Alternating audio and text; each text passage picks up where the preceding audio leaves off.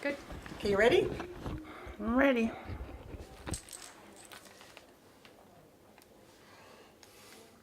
Hello everybody, good morning. Welcome here, MFNERC. I'm doing an interview today with these two women who are very patient. They came all the way here from Iceland. Hello, hello. Hello. Can you please introduce there. yourself?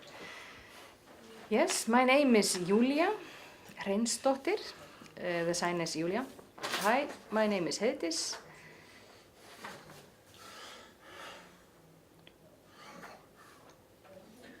Where's your home? I'm from Iceland. I live in Reykjavík. The same with me. I'm from Iceland, but I live in Kópavogur, which is close to Reykjavík. Can you explain where you grew up, please? Where did you go to school? I was born on a little island by Iceland called Vestmann Island. I was born there with my twin brother, who is also deaf. We grew up there, but when we were entering the deaf school, we moved to Reykjavík. I'm born in the far north of Iceland, a tiny town. I grew up there until I was about 10, 11 years old. Then the family moved to Reykjavík so that I could enter the deaf school. Great. Why did you come here?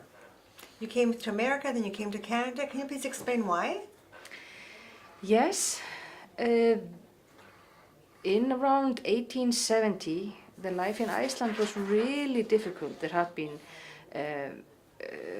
there was starvation, and there was so cold, and there was eruption. So there was a lot of people who moved to the Americas, up to Gimli in Manitoba, to North Dakota,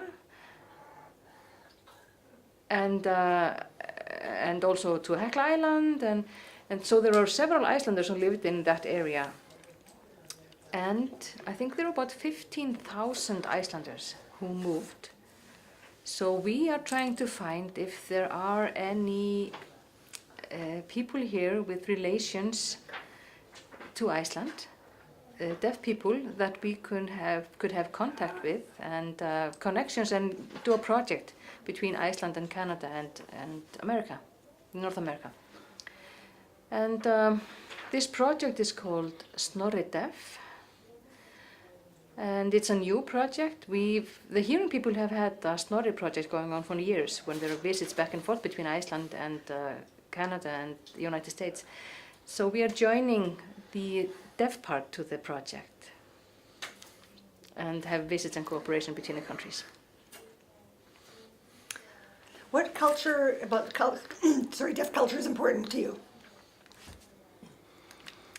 Well, it's an identity thing. Just to be deaf, that means it's easy to contact different people, deaf people in different countries, for example. What do you hope in the future? What's your hopes?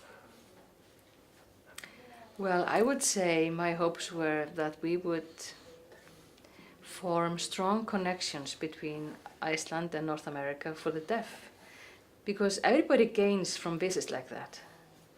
Yeah, and those visits are really necessary, because in Iceland there is only one deaf association.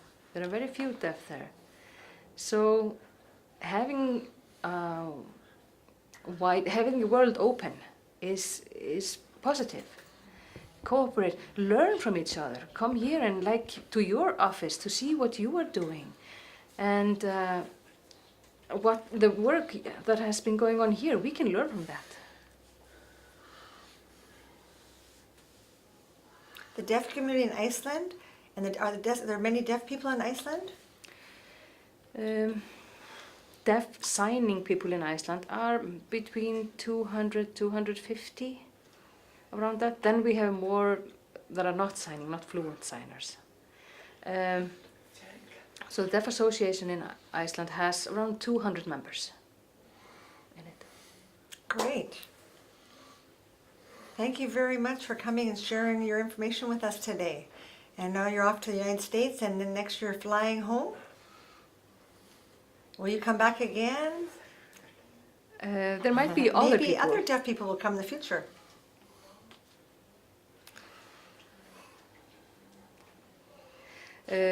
When our trip here is done, there might be deaf people from here going to Iceland next year. And the year after that, other deaf people coming here. So that's the exchange. It's not the same people over and over again. It's new people all the time. Wonderful. Thank you for sharing your experience with us here. May I add a little bit?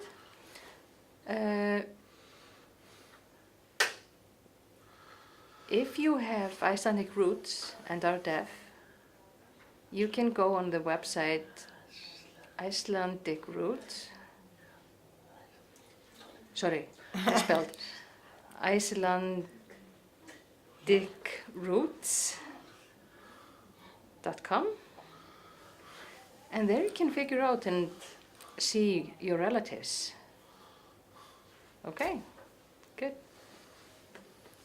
Thank you for sharing your experiences with us and for coming here. Wonderful to see you.